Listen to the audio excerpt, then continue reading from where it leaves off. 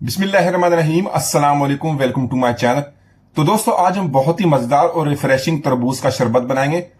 तो ये तरबूज का शरबत बिल्कुल उसी तरह बनाएंगे जिस तरह कमर्शियल रेसिपी में, वही टेस्ट वही जायका, इसी तरह बहुत ही आसानी से इसको बना लेंगे। तो यहां पर सबसे पहले थोड़ा सा पुदीना लिया, साथ में थोड़े से पुदीने को बारीक काटे, एक बड़े साइज का लेमन ले लिया। तो दोस्तों, आज की हमारी रेसिपी बहुत ही मजेदार बनने वाली है। वीडियो को एंड तक देखिएगा, लाइक और कमेंट जरूर कीजिएगा, चैनल को सब्सक्राइब कीजिएगा ताकि आने वाली तमाम वीडियो आपको मिलती रहें।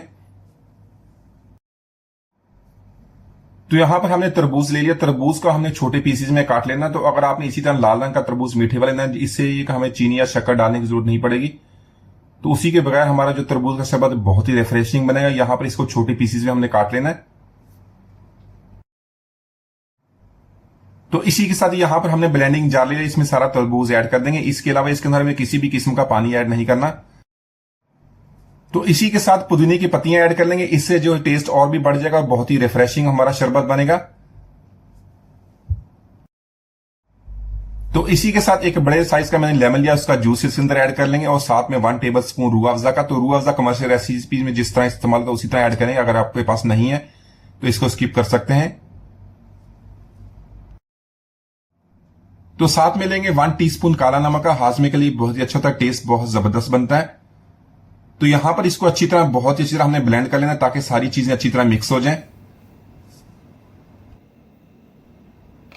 तो यहां पर जो तरबूज आपने इस्तेमाल किया शरबत बनाने के लिए, अगर ये कम मीठा तो इसके अंदर आप 1 टेबल स्पून शक्कर या चीनी का इस्तेमाल कर सकते हैं, जिससे टेस्ट और भी बढ़ जाएगा। तो अगर आप बच्चों के लिए बनाते तो उसके लिए आप ऐड कर सकते हैं। तो यहां पर इसको हमने बहुत अच्छी तरह ब्लेंड कर लेना। तो इसी तरह थोड़े से तरबूज को हमने इस तरह छोटे चंक्स में काट लिया, इसको हमने जूस में ऐड करना है अपने शरबत में। तो जब आप शरबत को पिएंगे तो थोड़े थोड़े चंक्स भी मुंह में आएंगे, तो इस तरह इसको खाएंगे तो बहुत ही जबरदस्त टेस्ट बनता है, बहुत ही रिफ्रेशिंग।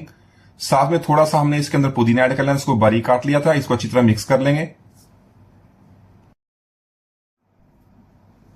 तो इसी के साथ तरबूज के शरबत को हमने बहुत ही अच्छी तरह ब्लेंड कर लिया था। यहां पर इसको अच्छी तरह छान लेंगे। तो इस तरह एक स्ट्रेनर में सारा जूस ऐड कर लेंगे, इसको अच्छी तरह हमने छान लेना है।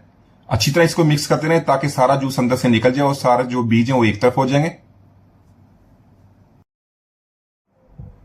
तो यहां पर इन सारी चीजों को अच्छी तरह मिक्स कर लेंगे। एक दफा दोबारा चेक करने का, थोड़ा सा लेमन जूस या रूह अफ़ज़ा डालने की जरूरत हो इसको अंदर ऐड कर सकते हैं। साथ में आपने आइस क्यूब डाल के इसको बहुत ही अच्छी तरह मिक्स कर लेना, या इसको फ्रिज में रख के ठंडा कर लें। तो माशाल्लाह हमारा बहुत ही मजेदार रिफ्रेशिंग तरबूज का शरबत हमने बहुत ही आसानी से बना लिया। एक दफा जरूर ट्राई कीजिएगा, बहुत जबरदस्त टेस्ट बनता है। उम्मीद आज की रेसिपी आपको पसंद है। मिलते हैं वीडियो तक, इजाजत दीजिए, अल्लाह हाफिज।